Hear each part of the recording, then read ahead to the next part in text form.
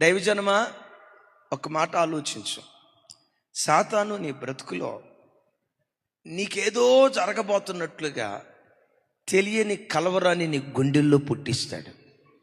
నా ఆరోగ్యం ఏమైపోతుందో, నా పిల్లల భవిష్యత్తు ఏమైపోతుందో, నా ఆర్థిక స్థితిగతులు ఏమైపోతాయో, అయ్యో సాఫ్ట్వేర్ రంగం ఉన్న పాటున ఒకేసారి కుదేలైపోయిందట, ఉద్యోగం ఉన్నా ఉద్యోగం ఉంటుందో ఊడిపోద్దో, సడన్గా ఉద్యోగం తీసేస్తే నా బ్రతుకేమైపోను.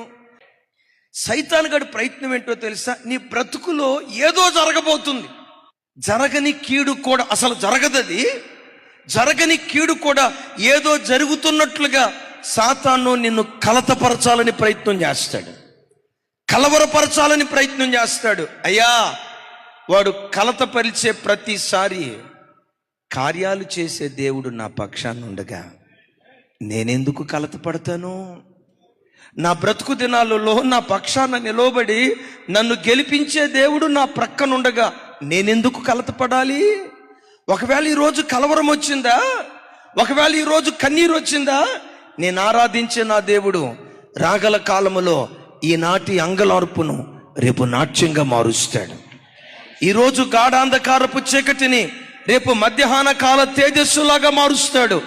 ఎక్కడ తలదించానో తలదించిన చోటే నా దేవుడు నా తలపైకెత్తుతాడు.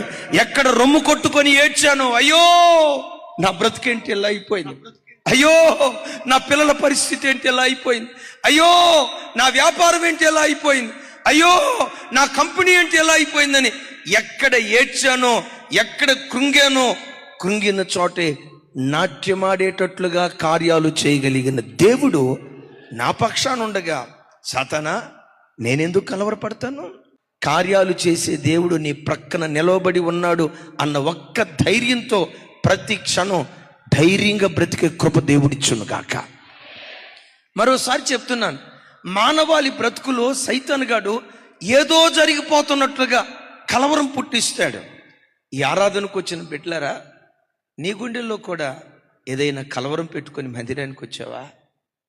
భర్తకు కూడా చెప్పుకోలేక, కన్న తల్లిదండ్రులకు కూడా చెప్పుకోలేక, కడుపును పుట్టిన బిడ్డలకు కూడా చెప్పుకోలేక, కట్టుకున్న భార్యకు కూడా చెప్పుకోలేక, ఏదైనా హృదయ కలవరంతో ఈరోజు దేవుని సన్నిధికి వచ్చావా?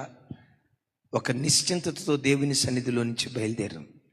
ఎన్ని కలవరాలతో వచ్చావో ఒకానొక రోజు నీ హృదయ కలవరం అంతటిని దేవుడు కొట్టివేసి నిమ్మలమైన బ్రతుకు దేవుడు నీకు అనుగ్రహించును గాక.